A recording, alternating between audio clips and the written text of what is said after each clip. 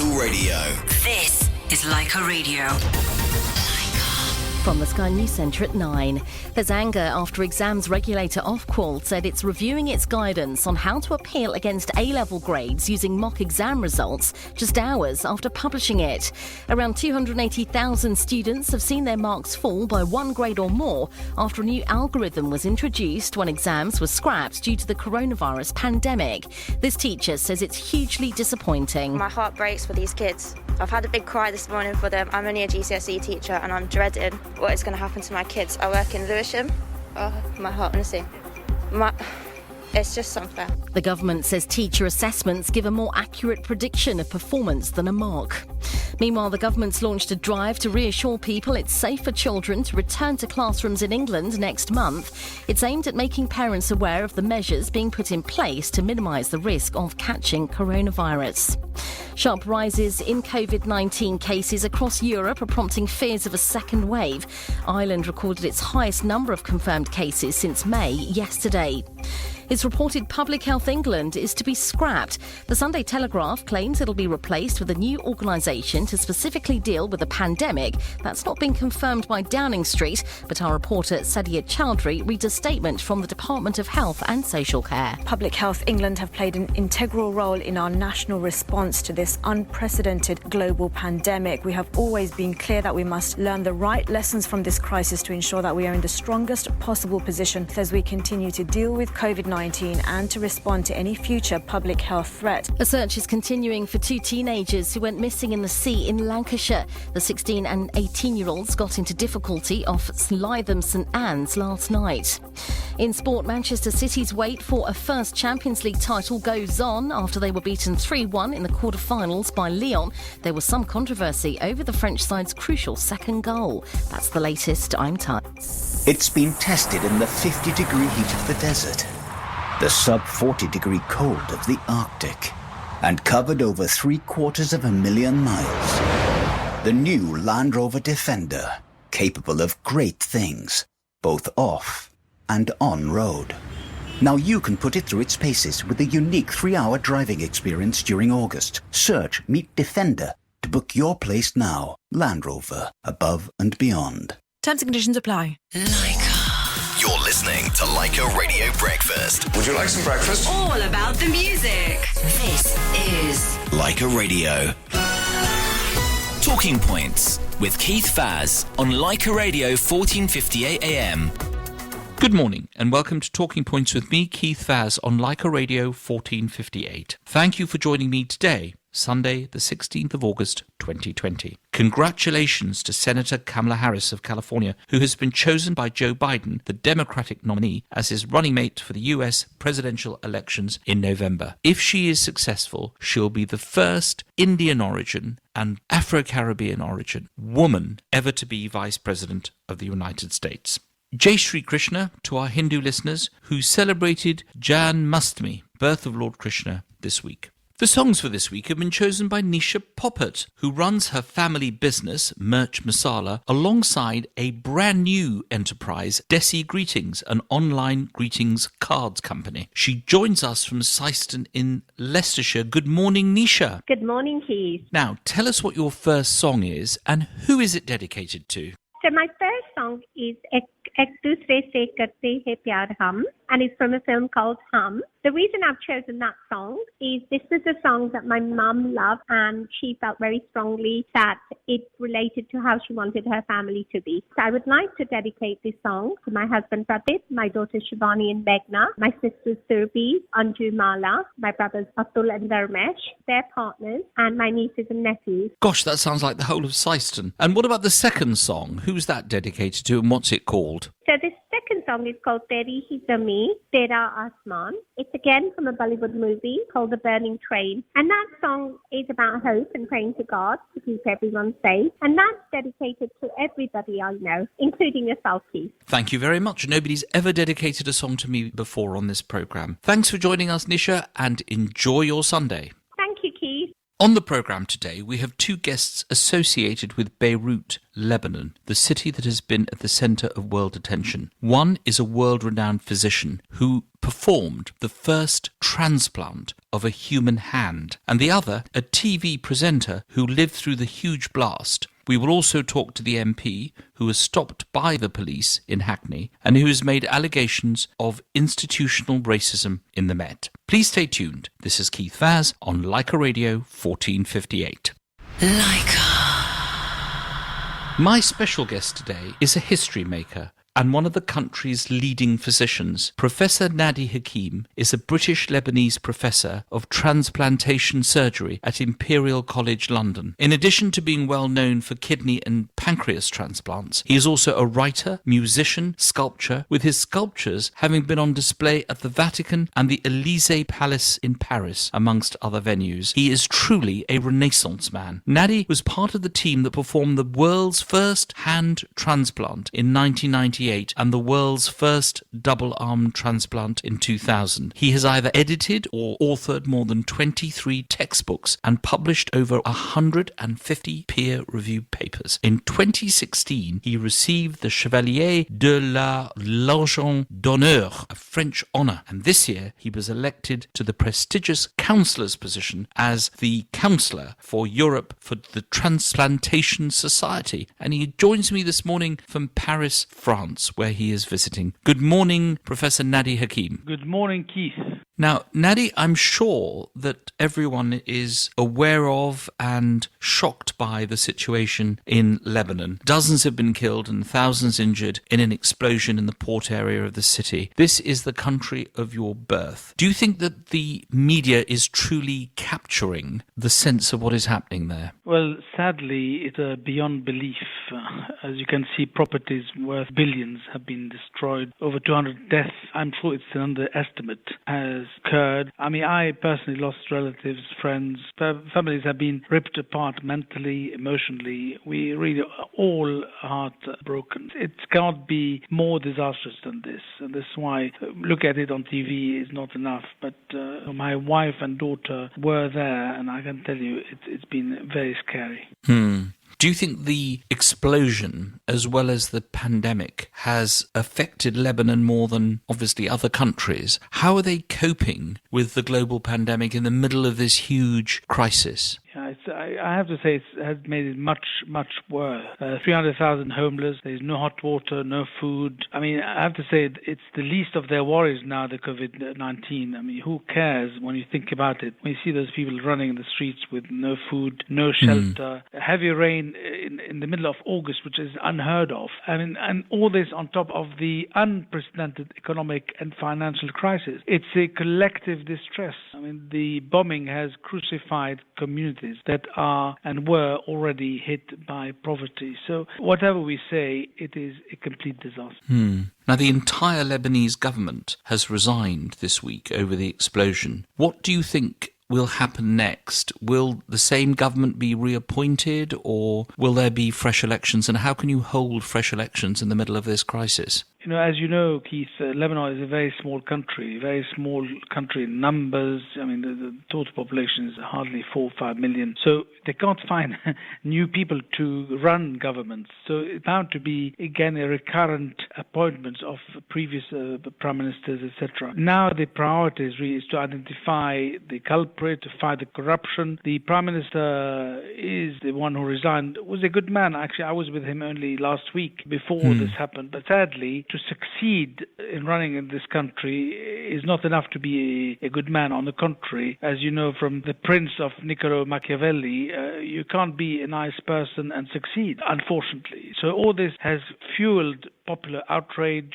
against the country's top political leaders. And what next is the big question. They're now mentioning previous names who were already prime ministers in the past. So it is a recurrent problem. And, you know, I only wish, and so many people wish, someone from outside comes and take over. Like, you know, people were begging the French to come back. I wish the French could come back. I wish the Turks could come back, because Lebanon, sadly, has failed to rule itself. This is the problem. Now, what's the best way our listeners does can help with the situation in Lebanon? Is it giving money and donations to the existing organisations, such as the Red Cross, an organisation that you're very much involved with, or how should they do it? And the Red Cross is a very good point. I'm one of the vice presidents of the British Red Cross, and of course money would be well used. There's no point in giving money to the government itself because it's going to be again a disaster. I spoke not too long ago to James Cleverly, and the MP who is now in charge of the Middle East and Lebanon in particular, who has worked very hard and actually promised to help. And I have to say he has produced fruits of his promise, because Britain has offered many millions to Lebanon. I personally, I'm part of what is called the IMLA, which is the International Medical Lebanese Association, where we have doctors in 33 different countries in the world distributing food parcels. And this again is another way to donate money to the right people, where we can just feed the poor population. This is what ought to happen, because there's no other way to help those poor people, sadly. Now, you said earlier on, quoting of course Machiavelli, that nice people don't succeed. But Nadi Hakim, you're a nice person, and you certainly have succeeded. When we come back after the break, we're going to talk about your early life, the influences on that early life, and why you decided to go into medicine. This is Keith Faz on Leica Radio 1458, talking to Professor Nadi Hakim, British Lebanese history maker. Join me after the break. Bum chicka chicka bum bum chicka chicka bum.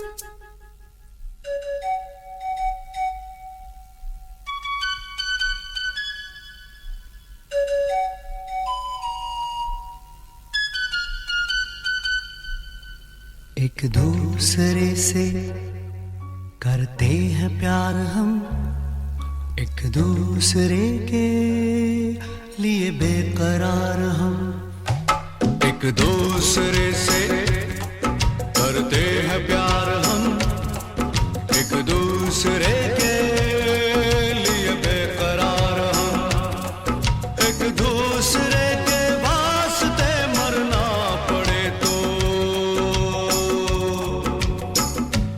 हैं तैयार हम, हैं तैयार हम, एक दूसरे से करते हैं प्यार हम, एक दूसरे के लिए बेकरार हम, एक दूसरे के वास्ते मरना पड़े तो है तैयार हम, है तैयार हम।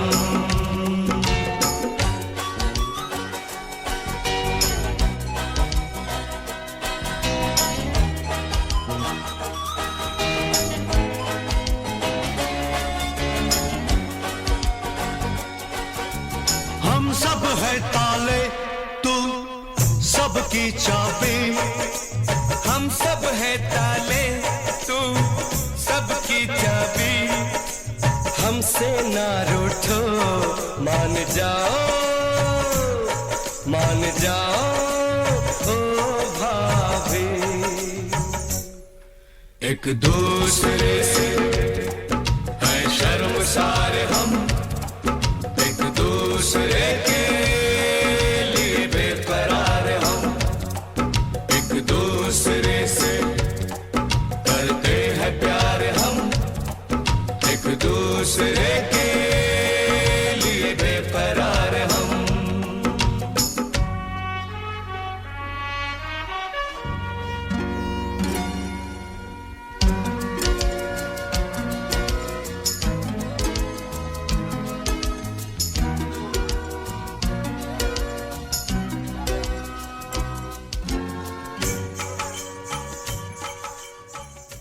This is Talking Points with Keith Faz on Leica Radio 1458 AM. This is Keith Faz on Leica Radio 1458, talking to the British Lebanese history maker, Professor Nadi Hakim. Now, Nadi, you were born in Lebanon. What was it like growing up at that time? Because even at that time, Lebanon was war-torn, wasn't it? Yes, indeed. I was born in Beirut, in this beautiful city. I was, in addition, which was very lucky, British-born, because my father and mother were British citizens, so we were British-born at the same time, which was very helpful when when we had to leave to go elsewhere. Holding a British passport was the key. But indeed, there's always been war since I was a kid. And I look at it as if to be Lebanese is a job by itself. Your job is to survive. Your job, sadly, is of course you have to go to school, but you have to learn to be independent, to fight for yourself. There's no running water, running electricity. We have to buy the water, you have to buy electricity on a daily basis. And this has not changed. And you can imagine now what has happened recently. It's a complete disaster. They have nowhere to go. So this is my answer to being born in Lebanon, yes. Now, what age did you discover you have a knack for languages? I understand that you actually have learnt 9 languages, and here we have them. French, Italian, German, Russian, Arabic, Hebrew, and Japanese, and of course English. When did you discover this amazing gift? I was brought up as a kid. We were all speaking 3 languages, French, English, and Arabic. By default, that was the way we were brought up. My father was a businessman, and we always had visitors from different parts of the world, and whether Japanese, German, Russian, etc. And I was always fascinated by that language skill. And for me as a kid, whoever spoke English, we always thought, they were English. But obviously everybody spoke English in the world. And I realized that the key of success really is languages. I can't stress more to my kids and to anyone listening, the way to succeed in life is to learn language. You cannot go wrong. Speaking is obviously one thing, but you have to sound ideally like a native so that people will just adopt you. As we know, racism is everywhere. Somebody who speaks with a Scottish accent who lives in London, always, are you Scottish? You have to adapt and try to sound like whoever you are with. This is my trick as such. And whether it applies to my medical activities, like, my patients, I get patients from all those different countries you mentioned as languages, only because I speak the language. And this has really strengthened my links to the world. Now, you fled Lebanon at a young age and you ended up in France. Why did you have to leave, and how difficult was it establishing yourself a new life in a new country? I had to leave because, as a teenager, very young teenager, I was facing what you see today, bombings and fighting. I remember from standing at the balcony, the whole Beirut blown up by bombings and fighting. So we said, why should we stay here? We have a British passport. Let's just get out of this place. And the reason why we went to France is that, we were at French schools in Beirut because Beirut was very French at that time. So we went to Paris. And I have to say, I owe the French everything. Although, at that time I went there as a British citizen, but they welcomed us.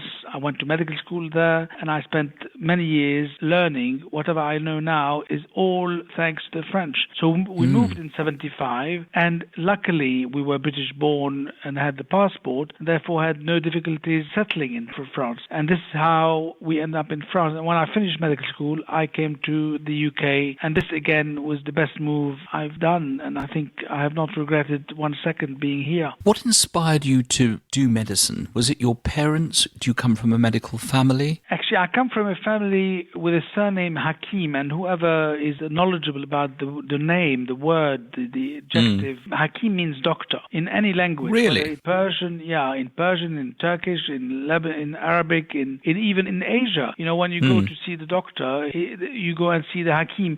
So it's funny, as a kid, aged 3, 4, I thought, I'm a Hakim. I should pursue that profession. And Hakim at the same time means wise man, if you want to translate the word. And this is why a doctor is a wise man, and a wise man is a doctor. This is why I end up becoming a doctor, I believe. Although none of my brothers and my sister are doctors, but my two of my children, I'll tell you more about them later, are either doctors or are in the process of becoming doctors. This is Keith Vaz on Leica Radio 1458 talking to Professor Nadi Hakim, British Lebanese history maker. In the next section, we're going to talk about his book of firsts and his achievements in transplanting the pancreas, the hand, and the double arm. So please stay tuned.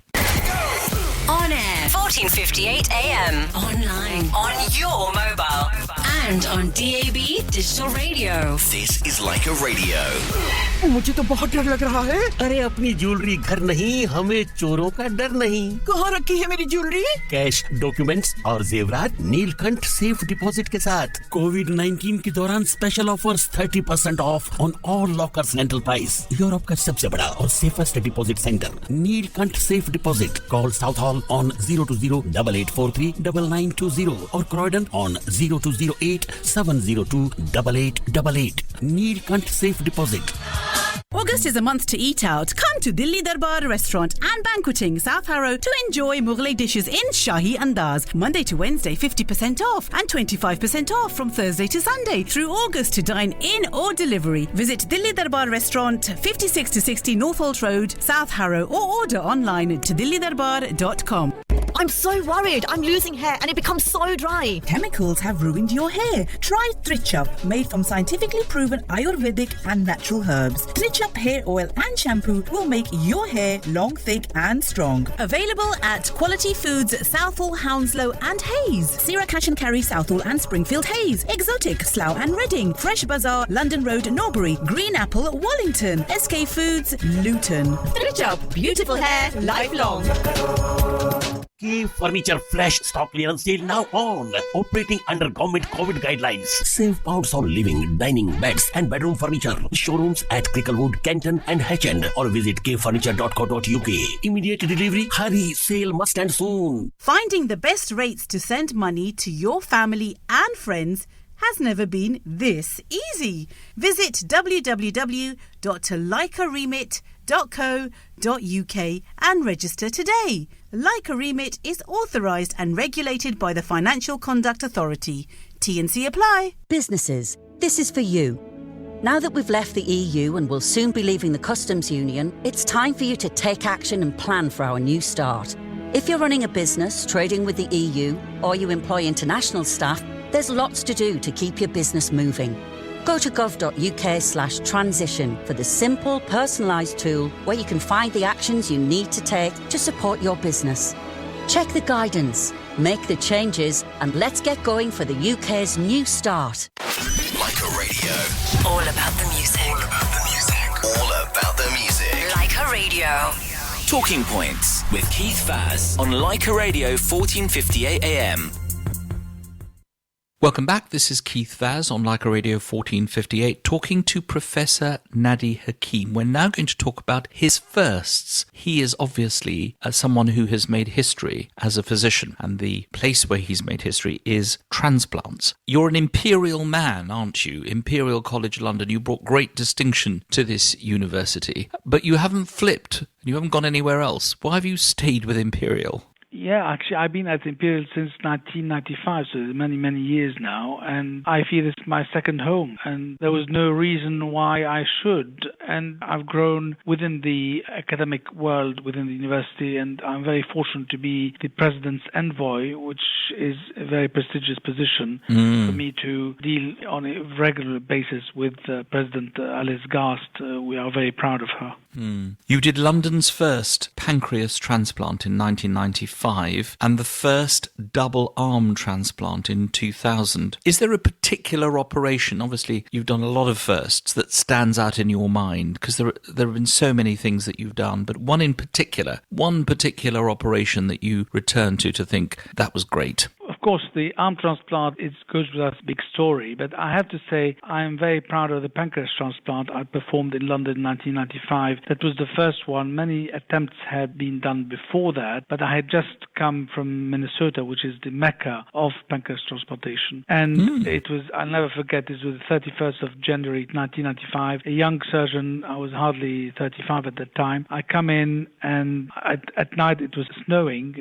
I'll never forget, there was a donor somewhere in Watford, and I came back with the pancreas in the boot of my car, and I told the physician I'm working with, I said, listen, I have an organ, let's do a pancreas transplant. So he looked at the waiting list and he found one particular lady who, I'll never forget her name, Lisa, and she required a kidney and a pancreas transplant. And I said, okay, let me do it, because a week earlier I was in Minnesota, so doing as a fellow many pancreases. So I was really routine to the procedure, but I was on my own, 3 a.m, procuring the organs, and I went in. And that was really an unbelievable, almost a miracle, where, it took me, I remember, 12 hours to do it, because it was the first one I was doing on my own without any assistant who was familiar with the procedure. And it went so well. It was all over the papers at that time. And then at that time, there were no pancreas transplants being performed actually in the UK as such, because Roy Khan had attempted them and then it slowed down in Cambridge. And now I'm proud to say there are 7 centres within the UK doing pancreas transplants. And I can claim without presumption that,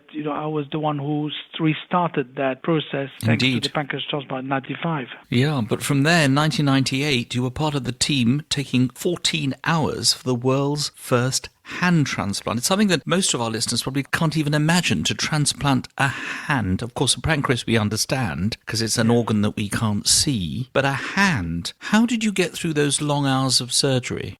I mean, we were a team of 8 surgeons. That was not the difficulty. The difficulty was the stress you're under to perform something truly first. It is a first. You are getting an arm. People do not realize this. It's an arm from a dead man, which you are transplanting on a particular man who had lost his arm 14 years earlier. So you are really doing something which is unheard of. And you cannot fail. You are joining those vessels, the nerves, the bones, etc., skin, and you are under pressure. The whole world was outside. I'll never forget the number of TV crews outside that hospital in Lyon were waiting for us either to succeed, and many obviously jealous teams all over the world were hoping we would fail, but it was a big success. And there you are, unclamping those vessels and the blood coming back into that hand and getting pinker and pinker, and we just waited for this hand to be alive again. Incredible. It's incredible.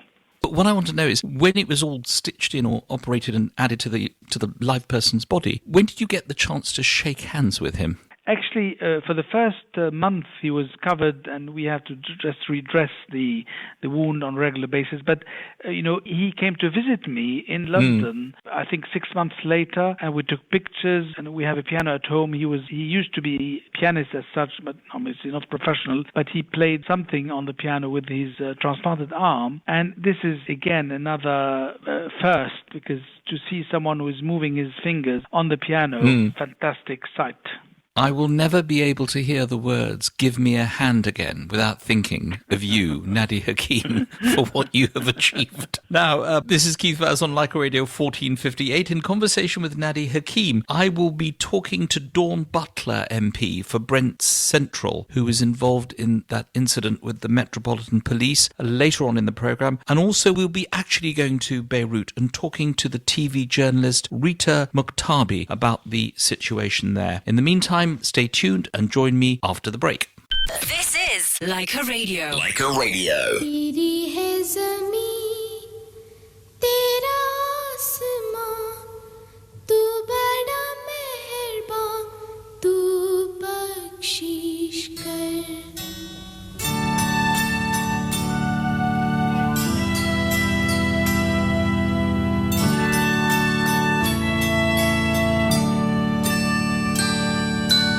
तेरी है ज़मीं, तेरा आसमां, तू बड़ा मेहरबान, तू बख्शिश कर. सभी का है तू, सभी तेरे, खुदा मेरे, तू बख्शिश कर. तेरी है ज़मीं, तेरा आसमां, तू बड़ा मेहरबान, तू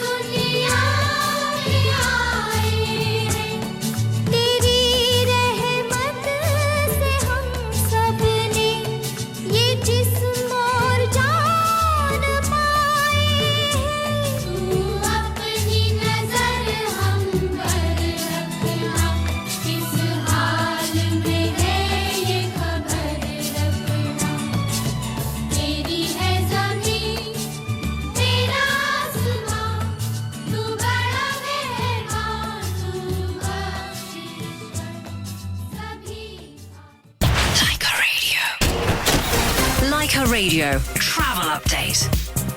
I'm Michael Page. The M4 remains closed until tomorrow morning, both ways between Junction 6 for Slough and Windsor and Junction 8 to 9 for Maidenhead for the Highways Agency works. In Westminster, Whitehall is still shut northbound between Whitehall Place and Trafalgar Square because of gas main work. Vauxhall Bridge remains closed for the essential maintenance work between Vauxhall Cross and Pimlico.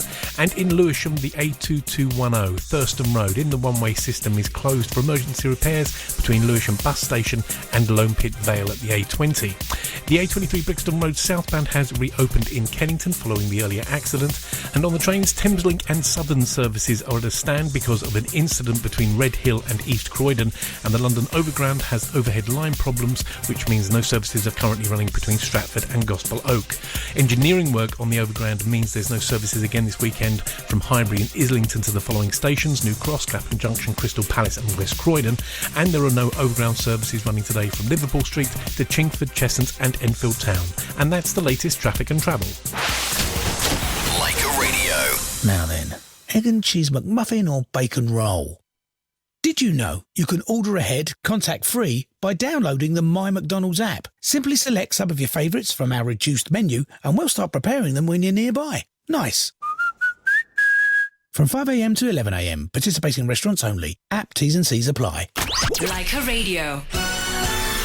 Talking Points with Keith Vaz on Leica Radio 1458 AM. Welcome back. This is Keith Vaz on Leica Radio 1458, talking to the British Lebanese history maker, Professor Nadi Hakim. Now, as well as doing the transplants, as well as doing his medicine, he is also a sculptor and he is a musician. I want to talk to you about your sculptures, because you have done some incredible sculptures that are obviously put into bronze of some of our greatest world public figures. Elizabeth II, our Queen, Pope Francis, Theresa May, David Cameron, Vladimir Putin, the leader of North Korea. My goodness, I mean, of all these, how did you take up sculpting? Is it as a direct result of your work as a surgeon, or was it just something else that came along? I mean, I always liked, even as a kid, I liked to draw. And until 25 years ago, I decided then to switch to sculpting. And I went to a school of sculpting in Hampstead, and I decided to learn. And I have to say, this was the best thing I've done after I became a consultant surgeon in London. And it opened so many doors. As you mentioned, all those people, including the North Korean supreme leader, you will find it surprising that it is indeed the easiest way to open a door. If you sculpt anyone, I can bet you, anyone, and actually you did not mention Trump, is, as we know, he's one of the people who likes himself more than anyone else, and we've done the same thing. And I was about to go to the Oval Office to offer him his sculpture in March, but unfortunately with COVID-19 it was postponed, and we might still go and offer it to him whether he gets re-elected or not. And this is why I really think sculpting has been one of the things I've enjoyed most. I have a passion for the Italian Renaissance and the legends of the Renaissance, and this has really given me that stimulus to do what I do. And this is why over the last 20 years I'm fortunate to have been able to sculpt so many people, and mainly from photos, which is not easy. Usually if you go to any class, they'll tell you it's impossible to do any sculpture from photos. You need the live person. But I have managed, I don't know how, to sculpt out of from photos, which I believe I've succeeded. Amazing. And of all the presentations, you talked about going to the Oval Office to make the presentation to President Trump. Of all the presentations that you've done, which one stands out in your mind as being special? Is it the visit to the Élysée Palace? The Pope. I mean, no, I think the Pope, Francis, is something which I'll never forget. In my office, I have the picture of me offering the sculpture to His Holiness, and this gives you the confirmation of what I just earlier. It opens all doors, and you realize how human is anyone, including the Pope. I mean, you think, of course, the Pope is the Pope, but he is as you and me talking to each other now. This is why I think it makes you at the same level as anyone else on this planet. So just let us follow through how you got that meeting with the Pope. You obviously did the sculpture, you sent them the picture, and what do you do? Do you just get a priest will visit you at home and say, come and see the Pope, or do you get an email? No. It's much easier than this. Actually, the Monsignor who went with me to the the Vatican, was the one asking me to take him with me, because I was the link. I wrote to the Pope, I wrote to the Vatican, and I got an answer from the Vatican. I wrote to Putin, and I got an answer from Putin and the Elysee Palace. It works directly. If you go via anyone else, they will block it. This is how I realized something. You do it, go straight to the person, don't go anywhere under that person, because they will either, because they don't want you to get to him, they say it's impossible, which actually happened to me with the Russian embassy here. The ambassador said, impossible, you cannot do it. I said, no problem. I've written direct to Putin. Putin called him. He said, invite Professor Hakim to your office. He ought to deliver the sculpture. So he felt embarrassed, because he had told me a month earlier it's impossible. You've had an amazing life. You've done so many things. There's a lot more that you are going to do. But your family, which you mentioned earlier, is extremely important to you. Tell me, has the influence of Professor Nadi Hakim meant that all your children are going to be doctors? And how is your wife going to cope with this? I have to say, I start with my parents. I'm delighted to say that my father, Subi, and my mother, Katie, who are actually at the moment in Lebanon. I mean, my father is 97 and my mother is 92. My father still goes to work every single day to the office, and he is as sharp as ever. So we all owe this to my parents, undoubtedly, and we should all always remember who we get what from who. And I think there's no doubt my parents are the most influential in my success, if we can call it success. Of course, my wife Nicole has been very supportive, and we have brought together 4 kids. Alexandra, who's a jeweler, David, who is a doctor now training in surgery, Andrea is in New York, who is working for Deloitte as a consultant, and Gabby, who is the youngest, who is now graduating from Oxford and then will be starting at King's as a medical student. So I have to say I'm very lucky to have 4 successful children, and if they succeed,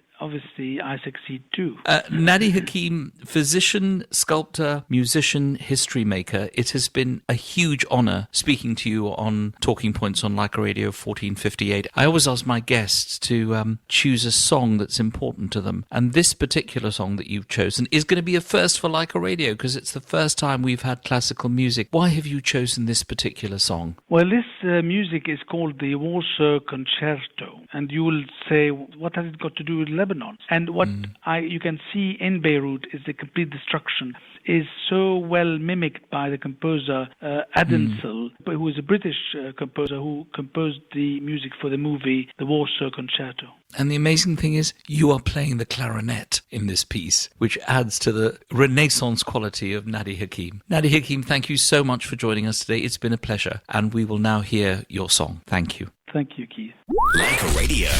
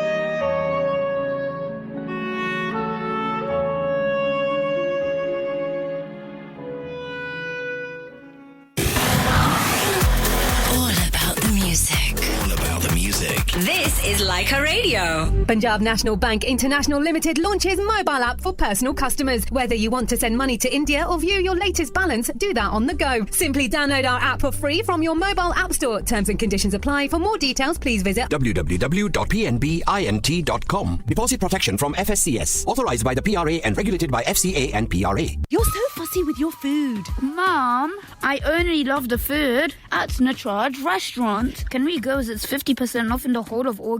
What? Every day in August? चलो चलते हैं जहाँ Gujarati, Punjabi, Indo-Chinese और south Indian food खा के हम अपनी उंगलियां चाटेंगे. 467 Alexandra Avenue, Rayners Lane. Call 020-8617-3858. I love Natraj Restaurant. Even better than your food, Mummy. क्या? Natraj Restaurant Eat Out special offer in August. 22 carat gold jewellery के लिए आइए Wasim jewellers. Bespoke bridal jewelry, modern and traditional designs, top quality gold and diamond jewelry. Wasim Jewelers of Southall. Call 020-8571-1193. Let's get back to the way we were, to fun, to the cinema, to gigs and galleries, the gym, the thrill of a stadium, to being with each other, to the things we love. Testing is free, quick and vital to stop the spread of coronavirus. So let's get tested and get back to the things we love. If you're feeling unwell, get a free test now. Call 119 or go to nhs.uk.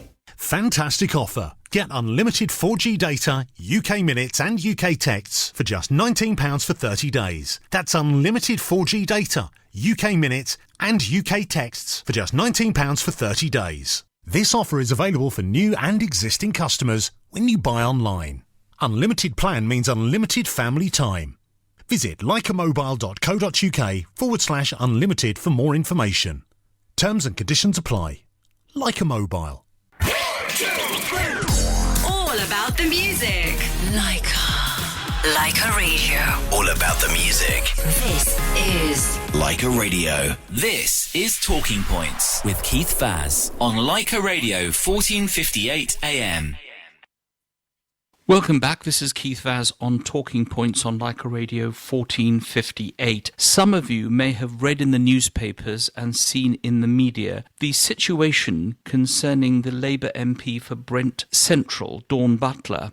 Her car was stopped when it was driving through Hackney. She was a passenger in this car. She was the first black woman minister in British history and has been the MP for Brent Central for 15 years and a member of the Shadow Cabinet. She joins me now from Wembley. Good morning, Dawn. Good morning, Keith. Now, have you recovered from the very difficult experience that you had when your car was stopped? You appreciate you weren't driving when you were driving through Hackney at the end of last week. Every day brings another challenge in regard to the situation. And I'm sure many of your listeners will be reliving the time that they have been stopped in a car and been asked sort of irrelevant, meaningless, but irritating questions. And I think that now is the time that the whole stop and search needs to be reformed. I mean, a Section 163 stop, where they stopped me and my friend, basically they can stop anybody driving a car on a road, on a public road. 5.5 million stops like that happens every single day. And 85% of stops results in no further action, and stop and search. So that means that the police are using a system, right, that's only 15% effective. In what other workplace would you have a system that's just 15% success rate? I mean, it's crazy, right? Now, you said very clearly that you believe that there had been racial profiling. Why do you believe that? Yes, because the fact of the matter is, I'm black, my friend's black. We were driving at probably around 10 miles an hour because the traffic lights were changing. So we were slowing down to stop at the traffic light. There's no other reason to stop us. What other reason is to stop us? He's driving it's a fairly decent car. It's legal. What other reason is there to stop us? I mean, even the police can't really identify a reason apart from put the number plate in and it came up as North Yorkshire. Well, North Yorkshire is still part of the UK and you can drive to East London if you want to. Now, you've had to close your constituency office, which is shocking due to the level of threats against you and your staff. Do you think you're receiving adequate support from various agencies, including, obviously, the police themselves? Well, I mean, in the main, and Brent police are very good, and in the main, the police are very good. So I have sort of no sort of issues around that. I mean, I think there is an issue around the level of abuse that I get and it not meeting the threshold,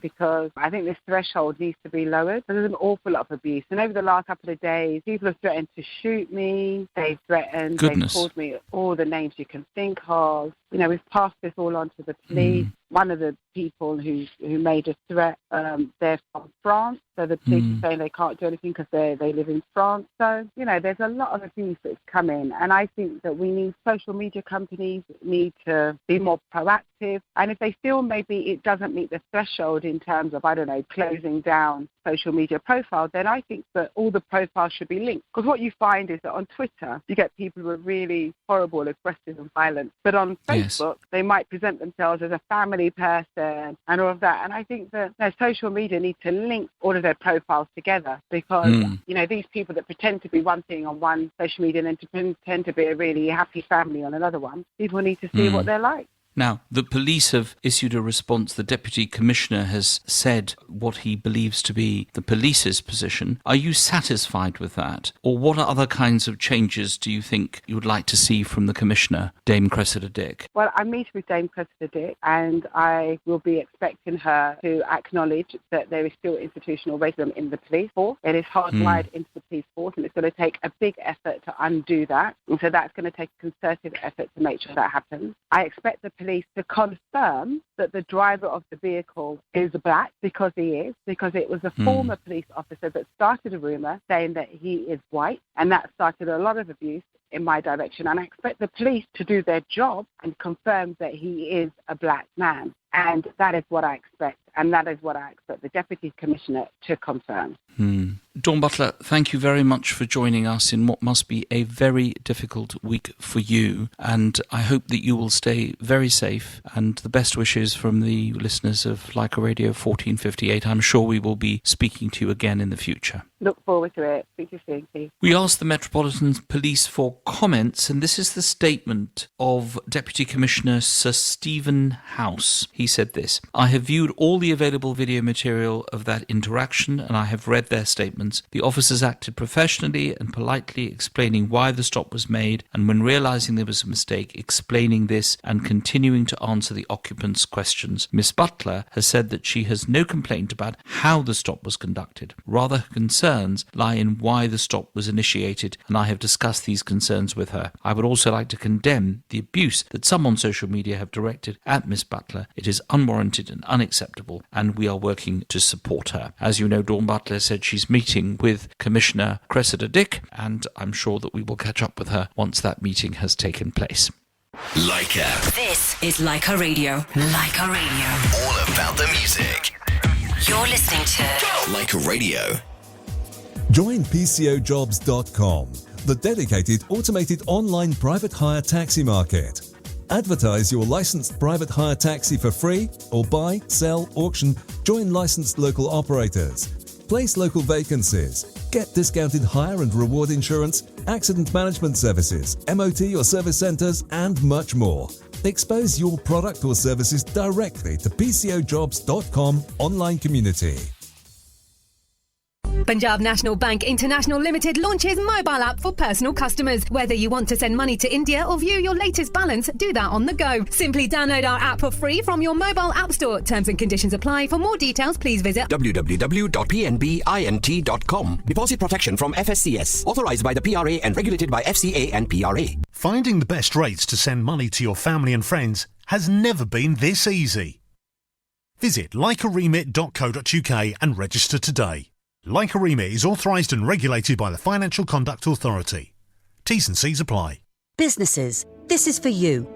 Now that we've left the EU and will soon be leaving the Customs Union, it's time for you to take action and plan for our new start.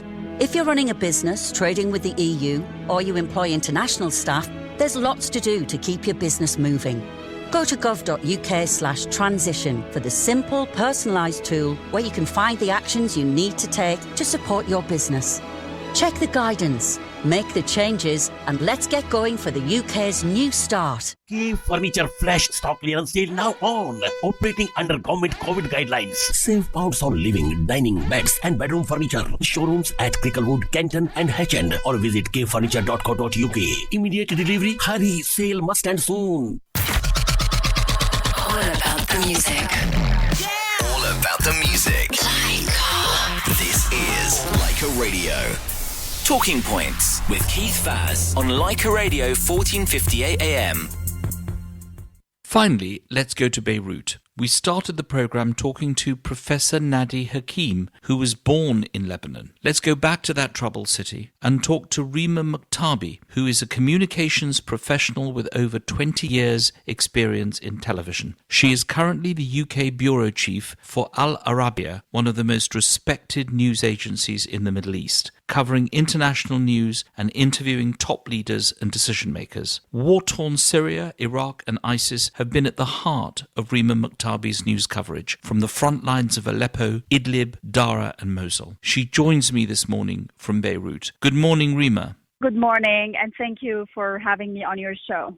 Where were you when the explosion happened, and how did this impact on your life and that of your family? Describe what you're going through at the moment. It's been devastating, and since I was born in 77, like many Lebanese my age and my generation, it's been one blow after the other. I was in Ras Beirut, which was about 5-6 kilometers away from the Beirut port, and my mother was at home. She was hosting my uncle and his wife, and we had the housekeeper at home, and we lived just 1 kilometer away from the port. So the minute the explosion happened, I was the first to inform the head office in Dubai for Al Arabiya News Channel, and I was reporting live and describing what I was seeing from Ras Beirut, where I was, and a friend was driving me up until Ashrafiyeh, where I got there, and then I realized that my whole home has been ruined and destroyed, and that a huge door fell on my mother, and she was slightly injured, and the housekeeper too. The housekeeper saved her life. So then I had to just stop reporting and then become just like the rest of the Lebanese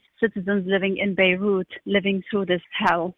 None of our listeners can imagine what you are going through at this very moment. It sounds absolutely horrendous. Practically, we've heard that people are unable to get basic supplies like water, electricity, as well as windows and doors to their houses. You talked about your door being blown in. Has that now been resolved? Can people actually put windows back in their homes? Of course not. And I've been tweeting about it, and some of those homes have not been totally lost. We can live in those flats if at least we can reinstall the windows, and some of the new buildings, you have whole fronts are made of glass. So you just don't lose a window. The whole wall is actually glass. So nothing has been done. No one came to check what the destruction is. No one from the government came to check how they can help us through. Even the garbage is all over Beirut streets. They didn't even find a way to pick up the rubble and glass and probably recycle it. Not to mention that there's a lack of aluminum and glass all over Lebanon now, and with the port totally destroyed, how are you going to even place orders to bring in some glass and aluminum from abroad? We saw that President Macron visited Beirut this week and chaired a donors conference where €250 million was pledged. How useful was that visit for the people of Beirut? It's very useful. It's very important. For a French president to visit Lebanon, such a leader on such a high level, to come and say to the Lebanese, I support you and I stand by you, it was very important. It lifted the morale of the Lebanese. For us to hear Lebanese saying, we don't want independence, we want the French mandate to come back, this is a huge statement for a country that fought against the French at some point and wanted independence. So there are high hopes. But then again, there's a feeling that all those funds that might come may be taken away from the normal Lebanese who need them by the government or by even corrupt entities within the Lebanese state. Now, Rima, we've heard this week that the Prime Minister has resigned and the entire government has resigned. Does this mean that we're going to have fresh elections immediately, or will the same government be the caretaker government? And that political change that people have been calling for, is that now inevitable, or can it be stopped in its tracks? It doesn't mean much, this resignation. Anyway, this government was a lame duck. We knew that it was a matter of time before it resigned, because of the economic crisis that's been ongoing since last year. And then this came. The parliament has issues. The whole Lebanese system has major issues. It's a failed state. The Lebanese have to reinvent themselves. We need to come up with a new political elite and new political system that runs this country fairly, not based on sectarianism and clientelism. And we need to stop this militia running our country. Hezbollah is running Lebanon. Anytime they become a political party, part of the Lebanese system, and not a militia running a whole country. Rima Mukhtabi, on behalf of all the listeners of Leica Radio 1458, the condolences of all of us for the people who have died, to the relatives who are suffering, to the people of Beirut who are going through unimaginable consequences for this terrible blast, and to you and your family, our best wishes at this very, very sad time. Thank you so much, and regards to all your listeners. Leica Radio. Time's up for this week. Please stay tuned for Sonia, who will be hosting another wonderful edition of Bollywood Hits after the news. My thanks to my guests, Professor Nadi Hakim, Dawn Butler MP, Rima Mukhtabi, and Tanisha Poppet for choosing the songs. Don't forget to watch the BBC tonight at 9 for episode 4 of A Suitable Boy by Vikram Seth. What will Lata do? Thanks to the Leica Radio team, my station manager Sunil, and my editor Adam. This has been Keith Vaz on Talking Points on Leica Radio 1458. Thank you for tuning in. I know that you have a choice, so thank you for spending a bit of your Sunday morning with me. Stay safe and have a great Sunday. Signing off with O Saki Saki from Butler House by Neha Kaha. Leica Radio.